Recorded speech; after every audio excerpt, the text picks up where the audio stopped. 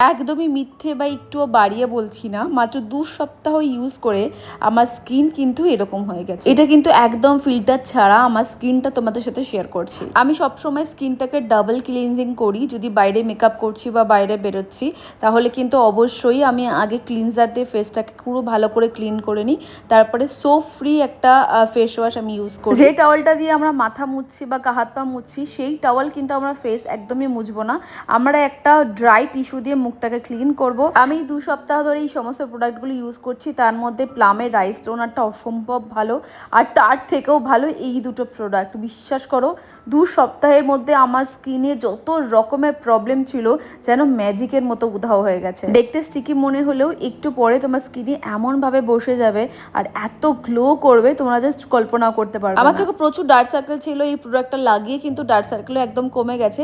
আর সবশেষে কিন্তু আমি ভেসলিনের এই সানস্ক্রিন লোশনটা ইউজ করেছি।